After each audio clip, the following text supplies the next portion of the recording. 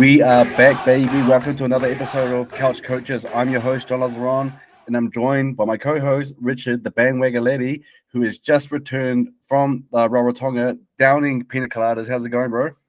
Choo-choo. Yeah, good to be back. Got the chance to watch the Wars while I was over there. There's a bit of a league scene. Found a few fellow Wars fans to watch the Storm game with. Obviously, the result didn't go away, but it was a lovely week. And yeah, good to be back. I think I would have had a better week than what you had, John, by the sound of things.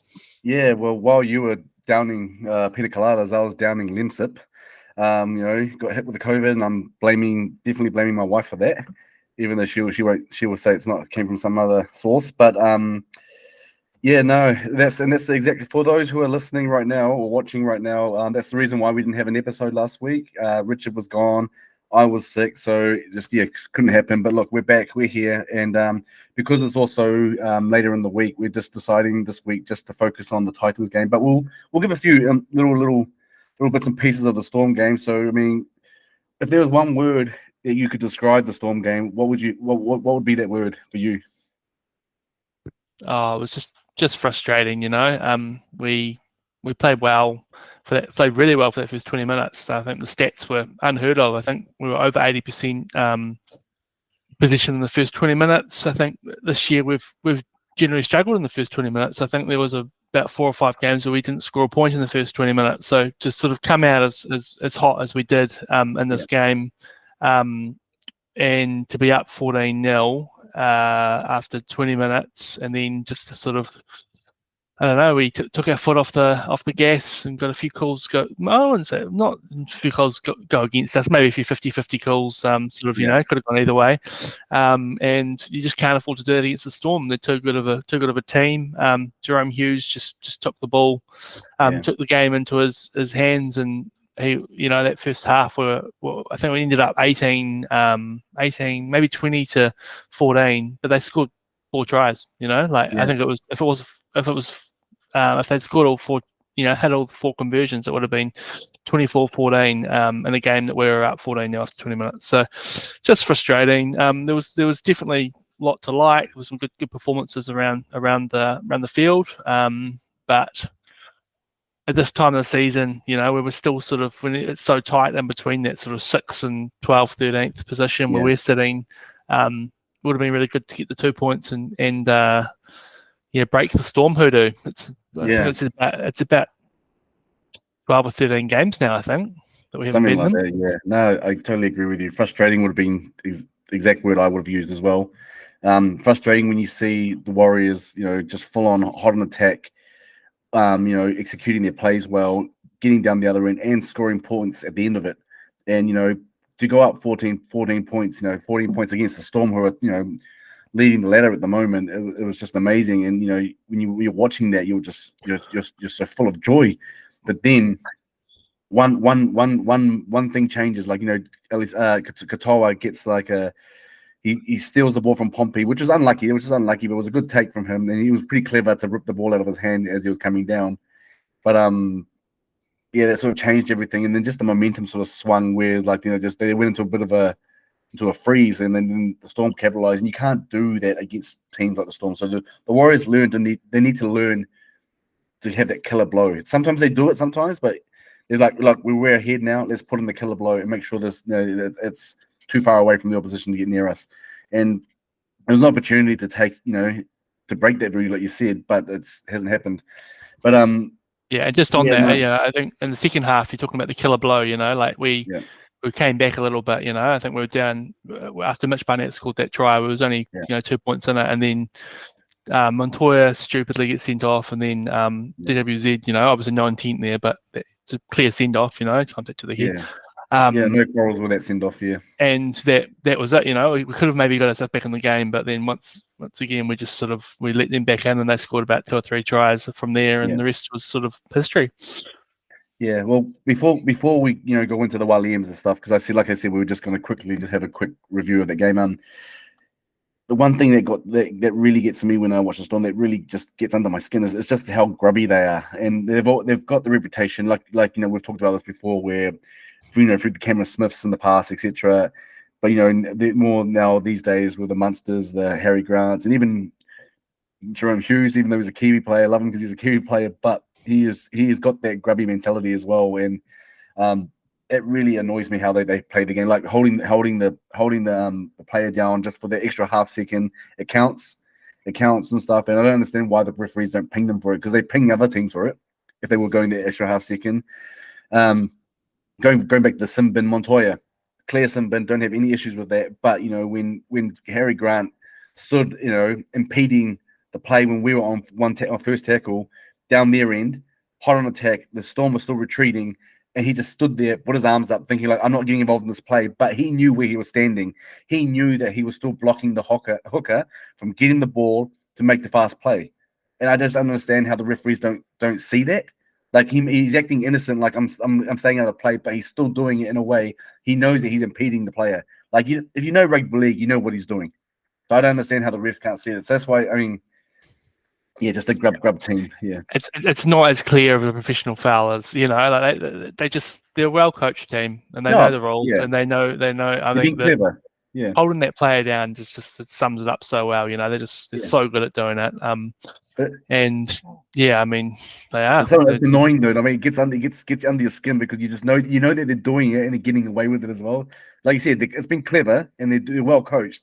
So they're doing it specifically and they're getting away with it. So why not continue if you can get away with it? But yeah, it annoys me so much. But anyway, I was going to ask you, like, who you think is the biggest grub? But we've spoken about this before. So let's just move on to the Walians right now. There was a lot to like about the game as well. Yeah, a lot to not like about the game as well. But in my opinion, there's some players that stood up as well and they continue to stand up. And we'll start with you. This is your segment, so you can explain to everyone who's listening what's going on here. Yeah, cool. So if you haven't listened to us before or watched us before, we run the Waliam, so we've got a tally throughout the season of the top players. Unfortunately, the leaderboard's not up to. With me being away, I haven't actually got the leaderboard up to date, so I'll sort that out for next week. We hand out our 3, 2, 1 points for the week. So I'll start us off. I go my 3 points to Mitch Wahnett. Should be in the 17. I'm sure we'll touch on Origin. But even in game 1, I wasn't so sure. But even since then, last 2 weeks, he's been huge. I'm a little bit worried about how, we'll go without him next week. I think we might have underestimated his value to the team.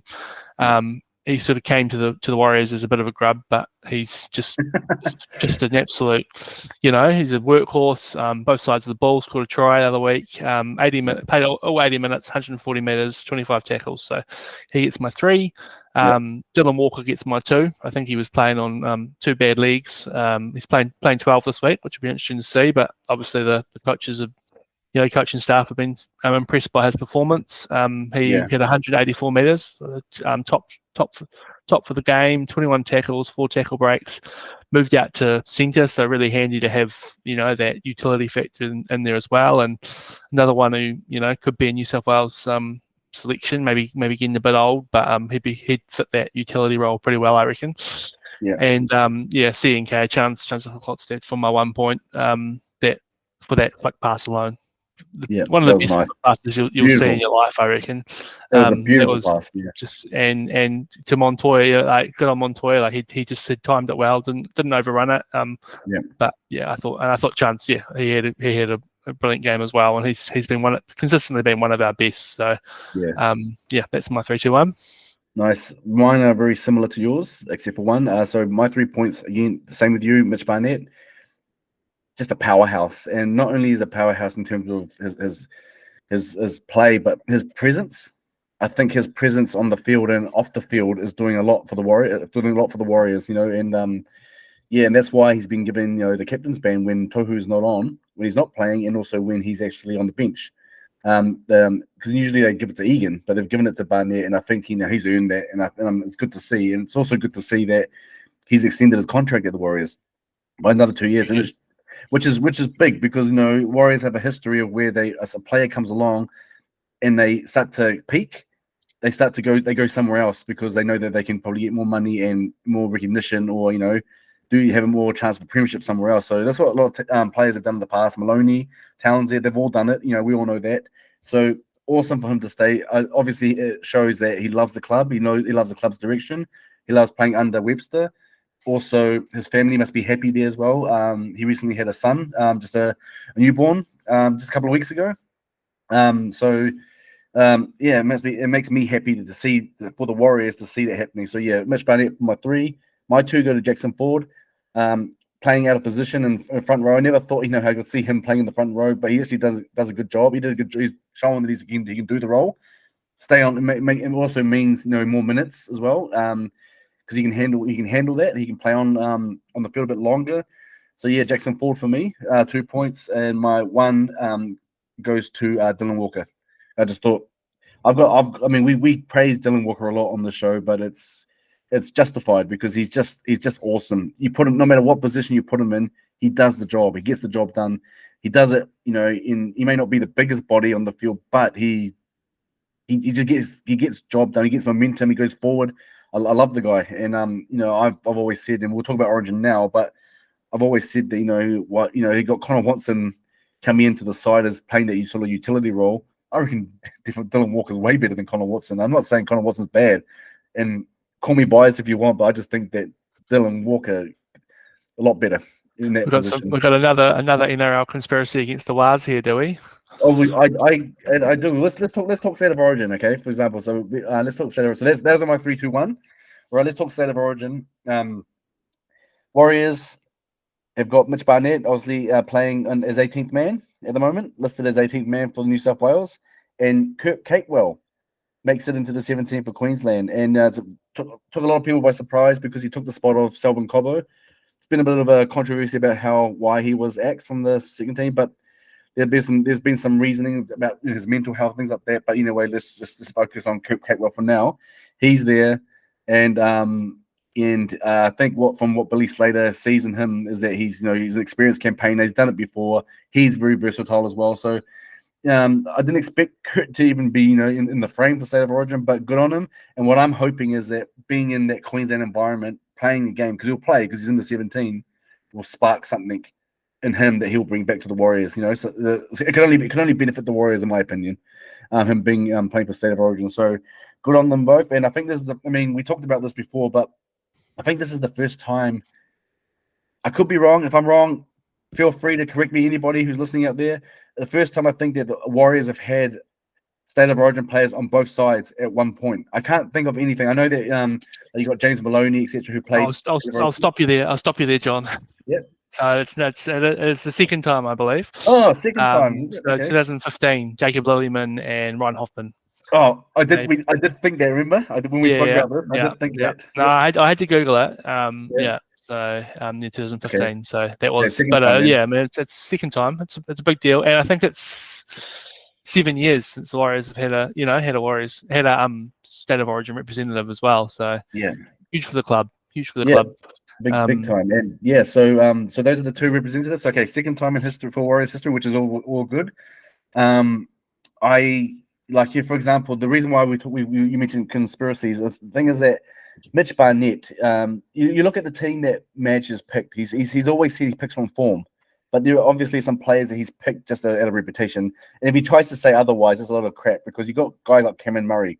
We know he's good, but he's only played 1 game back, and he's already drafted in there and starting. It's just, and you've got guys like who are missing out. Who's been dropped? They've got about 4 other locks there, and exactly. they could have played they could have played there. I've got a few issues with the team. Connor Watson was a bit of a strength. I don't think anyone saw that one coming. I think it would have been more value putting someone like Burton there. He's 18th man again. I think. And what does he have to do to get a spot? He obviously Nico Hines kind of got thrown on the bus again, but Luai hardly lit the world on fire in game 1. So you very easily could have, taken Luai out, put Burton in there, have Burton and either Hines or Moses. Burton's Are you proving my point? Are you proving my point here? Like Luai, for example, playing for the Panthers because he's there. Madge is like, okay, now he's a premiership winning 5'8". I'll stick with him. Nico Hines, yes, very unlucky and stuff like that. I think he's been the scapegoat, but it's easy to drop him. Mitch Moses has played 3 games since he got back. He played an awesome game on the day he came on the first game he played. The other 2 have been pretty average, but he still gets picked. And then you've got, for example, McInnes, who's been doing really well, gets dropped out of the 17 for Cameron Murray, but who hasn't been around. McInnes is great, but I think they do need someone who can offer a little bit more on attack. Which is bad for me, especially when they've still got Reece Robson there. I thought maybe they'd drop Robson. Like Robson, he defended his heart out, but the attack was doing nothing. He bring Curacao in there. Like, he's playing some amazing footy for the Tigers. I would have thought they would have released maybe. They couldn't afford to play those 2, and maybe you could have kept McInnes and then have Curacao there. So Curacao kind of adds the extra element of on attack, especially when it doesn't help when you get one of your centers sent off 7 minutes into a game, but they didn't. They did sort of like the New South Wales played really well in game 1. They were making their way up the field, really good meters, but they just get in the within the 20 meters of Queensland line, and they just couldn't. There was nothing there on attack. So I'm not sure. I mean, as you said, Moses played brilliantly in that first game that he came back, but he's got a bit more to his kicking game, I think, than Hines. So hopefully he'll be able to use that. Hines, kicking game kind of went a little bit. I mean, I think he still had 2 try assists from kicks, but it was more, the work of other players, sort of the hustle of the other players that led to that. Good to Leniu. Obviously, Leniu was amazing off the bench the other day, so he'll bring some heat. And him and I think it sounds like him and Latrell have sort of, made up. So they've kind of, they've sort of put their differences behind them, and they've got a common goal of smashing Queensland now, I think. So Olakau'atu was great off the bench as well. So I mean, the bench has got there's still some power there, but think about like Jake Trbojevic. I mean, what did he play under 30 minutes in game 1, which is unheard of for a captain, let alone a front rower. Well, Madge has come out saying that happened because of the whole sending off of old Joseph there. So I'm agreeing with you with everything, and but. Going back to Mitch Wahnett, what does he have to do to play? Because if he was playing for the Roosters, the Panthers, or Broncos, do you think he'd probably be in the starting team? Do you think that he'd be in the starting team? Because he's been the form forward. And the thing is, he's so versatile that he can play in the front row and in the second row or lock. He can play in any of those positions. And I just think he's got mongrel. He's got mongrel. Chuck him in the halves, I reckon. Chuck him at fullback. He'd be able to do it all. Yeah, he's got mongrel as well. He's got state of origin mongrel, don't you think? He's built for it. Yeah, he's built for state of origin. I don't understand why he keeps getting overlooked. I mean, he's in the squad, but you know what I mean. Starting 17, but I mean, I'm not a New South Wales supporter, but I've heard there's some injury issues, possibly with Liam Martin. Hopefully, this is me just saying on a Warriors perspective here. Hopefully, he gets taken out for injury. Barnett comes in, does an amazing job where you can't drop him. It's like impossible to drop him, next game. But yeah, so I hope it's not Liam Martin from a New South Wales point of view, though, because he was one of the best, if not the best, and in game 1, I think in game 1, we got absolutely smoked, but obviously the circumstances didn't help. But there was a couple of performances that there was a lot to like. Liam Martin was one. Olakau'atu and Leniu off the bench. But Crichton was incredible, and To'o as well. Crichton was sort of playing both sides of the field, at one point on attack and defence. So hopefully we can just not get someone sent off. Neutral ground, so up the Blues, I say. Yeah, well, not to sound harsh, mate, but yeah, you're going to get another hiding. That's all I'm going to say.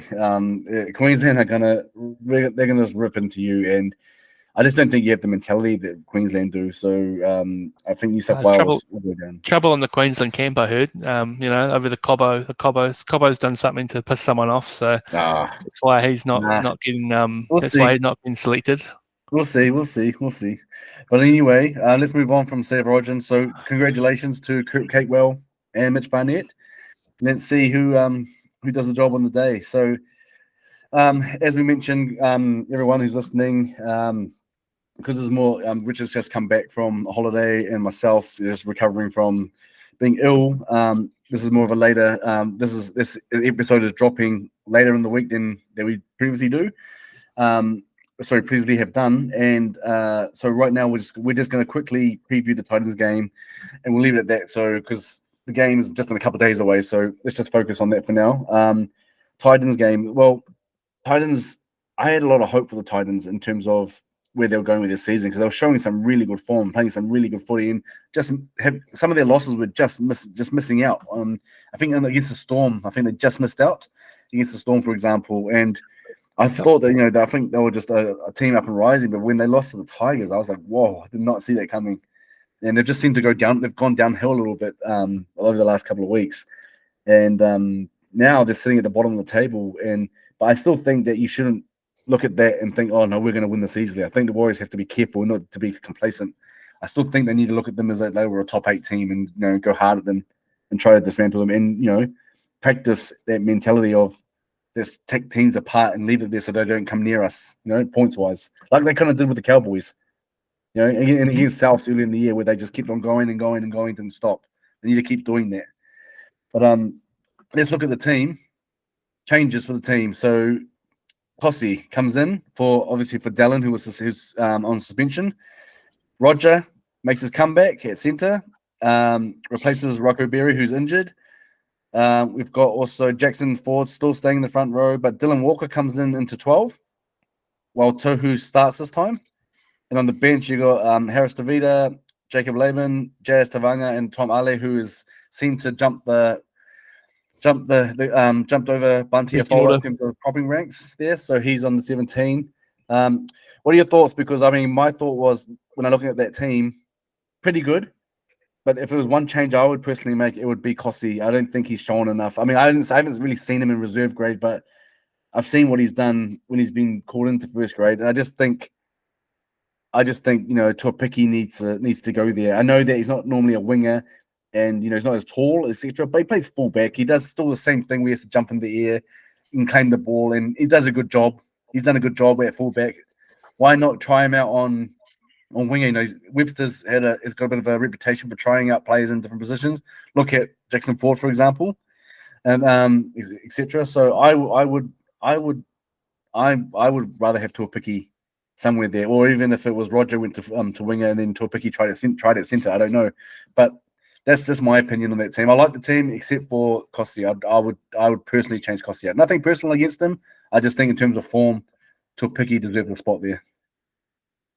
Yeah, I was. I wasn't surprised, but it was probably the one sort of raised eyebrow that I had with the team. I think it was against the Dolphins. Maybe he played and he just seemed a bit sluggish around the field. Had a few dropped balls. And probably nerves. I don't know. I'm similarly haven't watched too much from the New South Wales Cup, so I'm not sure how he's played. He has obviously sort of traditionally been next off the ranks, especially with sort of Pompey playing the centres, and a few other guys out injured. But we do still have Tuapiki still on. I think he's 18th man, or at least on the centre bench. So there could still be, he could still come in either. Yeah. I don't know what you do. Maybe put Clodstead in centre, put him at the back. And then RTS out to the wing, or Pompey out to the wing, either or. But there's a few options. It'll be interesting to see, whether that's the final team. The Tom Ale Bunty ones is interesting because, I love them both. But I do think it's the right decision. I think Tom Ale, especially off the bench, maybe if you want someone starting, maybe you probably want Bunty because he might be able to hang around for a few more minutes. But Ale just injects himself so well off the bench. Always just brings some really good energy. I still don't think he's playing enough minutes, but it's good. And then you got Jazz, you got Jacob Laban and Harris Tavita. Harris Tavita only got, I think, 9 minutes last week, so hopefully we see a bit more from him. But he can pretty much come and play, fullback in the halves. I mean, we've used him at dummy half, and he's actually been used at lock as well. So he's a great person to have come off the bench. Just adding some utility and injury cover as well.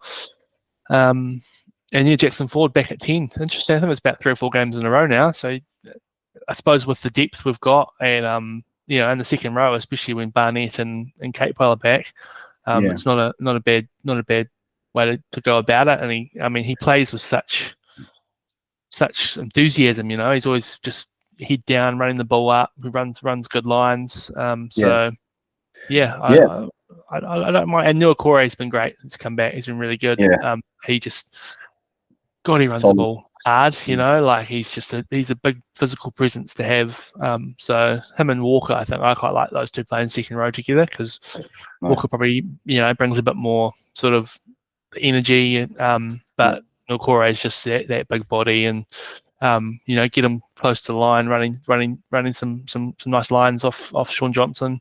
He could off. He was on the left, isn't he? Yeah, so off Tamari Madden. And I want to see this Tamari Madden Sean Johnson combination kind of gel a bit more. I don't think we quite saw the best that obviously the ball went Tamari Madden's way a lot more than we've been seeing, and the two of them been playing together. Actually, pretty much he played the halfback role almost. I think he had about 55 receipts and Johnson only had about 40, 45 or something like that. So there's obviously hopefully some work going in there and figuring out the role and who's doing what. I don't know whether they want to, potentially even switch sides, put Sean Johnson at 6 and give him a bit more freedom to run as opposed to having all the pressure of the controlling the game and kicking and all that. So I think Sean Johnson does still have a better kicking game than Tamari Martin is the thing, but Tamari can work on that. Yeah, I think that's what I'm expecting. Talking about expectations about the game, I'm expecting a better showing by the halves pairing. They're both good. We both know. A lot of people have dragged Sean Johnson down over this past week of his performance, but he's just come back. It's just stupid. I know it's really stupid. It's really stupid, and that's when you sort out your bandwagonism, mate. So it's just really stupid how, and I've said this many times before, and I'll say it again. Sometimes I think that the Warriors fans can be most awful fans. Sometimes very reactive, and more than happy to tear down players and praise them at the same time. It's just sometimes I think we have the worst fans sometimes. But so if you're a bandwagon and listening to this, mate, don't do that. Players have bad games. Some players return from injury. Give him a bit of a time. It'll come right. Sean Johnson, we know he's got the goods. He doesn't have to prove himself. So that's what I'm expecting. I'm expecting a big game from Roger as well, coming back. I mean, I wouldn't say when I say expect a big game, he's just coming back, so you got to give him a bit of grace there. But at the same time, I'm hoping he will, he was 18th man last week. I'm a little bit confused. Does that mean that if it wasn't for Rocco Bear's injury, is Pompey starting over him? Where his Pompey sort of, we've both been, that's what I'm saying. We've both been singing Pompey's praise. I don't think centre is Roger's best position. Maybe you could even chuck him on the wing and have Pompey, because I think the one game that we saw him on the wing, he was brilliant. He's played probably 2.5 games at fullback. I think he's been brilliant there, but he just hasn't been able to insert himself in centre. And I suppose it was at a time when the left edge just wasn't working, was it? It was a little bit broken. But since then, I think all 4 tries on the weekend were all scored down the left. So I'm interested to see once everyone's fit what's going through Webster's head, because you've just got too many good players we've talked about this plenty, but there is just this when we're all fit, there's going to be some good players playing New South Wales Cup, because we just have exactly. I'm agreeing with you with Roger. I don't actually like Roger at centre, to be honest. I'd rather him if he's not going to play fullback because Chance is there, put him on the wing. I reckon he'll do more damage there. But look, we'll leave it at that. What's your? If we just quickly go into a round of tips. There's only about 5 games on because of State of Origin. Many teams have a bye this week, but in terms of prediction for this Warriors Titans in the points differential. Oh well, I won't. I did back the Storm last week, and it paid off for me and the overall tipping, and it's just extending my lead slowly but surely, John. Definitely going to go the Wars. Part of me wants to say 30. Now I'll go 13 plus. Yeah, I'm going to say the same. Warriors 13 plus. I believe that they will do it this time. Not this time. They'll put that on the Titans. Another performance like that Cowboys game. Thank you. Yeah, yeah, exactly. Wouldn't mind seeing that. Exactly. So tomorrow night, first game of the round, Dolphins versus Storm. Dolphins are playing at home. Let's go through this quickly. Dolphins, Yep. Storm. Yep. Who you got? Remember, Storm have got some State of Origin players out as well. No Harry Grant, no Coates, but Pappenhausen's back. So Hughes is there. The Kiwi contingent's there. Hughes is in there. I mean, the Dolphins have been great. They've been playing some awesome footy, but I can't. I think I'm not sure exactly what the point start on the game is. I think it's about plus 6.5. I wouldn't even mind taking Dolphins plus 6.5, but I can't take them head to head. So I'll go to Storm. Yeah, I want the Dolphins to win, but I'll say Storm for now. Mm-hmm. Actually, with the Storm winning, it actually might do good for us because that means that the Storm go to 26 points and the Dolphins remain on 20 because we need those teams to be sort of close, very close to where we stand, which is on 15 points, only 2 points outside the top 8. But yeah, that's what I'd rather. Okay, so we've both got the Storm here. We've already said the Titans Warriors, which is on Saturday at 5 p.m. The following game after that one, Roosters Bulldogs. Again, Roosters will have some players out of Origin, but so will the Bulldogs. With Crichton as well out as well. So, the Bulldogs and Burden too. Back. Yep. And I think don't think Burden's playing. He's 18th man, isn't he? No, he's not. He's out of the squad completely. Is he? Yep. Because Barnett's 18th man. Barnett's 18th. Luke Keary's 20th, and number 19 is McInnes. I hadn't even noticed that. Yeah, no, that's rough. I'll just check if he's playing 5'8" for Bulldogs, starting 5'8". So yeah. Bulldogs won this game earlier in the year, and I mean they're flying. They won about 3 or 4 on the trot. So Roosters, we saw what happened. Roosters last Origin round when they got smoked by the Cowboys without six their first team. So I'm going to go Bulldogs. All right, I'll go Roosters. The Bulldogs, who we agreed on probably the grubbiest player. Probably one of the grubbiest players is Reid Marnie. Gets under people's skins, and there's small man syndrome going around there. But yep, okay. There's a few hot heads in the Roosters team as well, so we might see another sort of some collar pulling. Whoever's listening, tell us who you think is the most current grubbiest player in the past. Anyway, moving on. Next game on Saturday night, following that game was the Rabbitohs Sea Eagles. Rabbitohs on a hot streak, but they lose Latrell and Cameron Murray. In that game, Sea Eagles lose their captain DCE, Daddy Terry Evans, and also Olakwatu. Yep. So Ruben Garrick is out as well.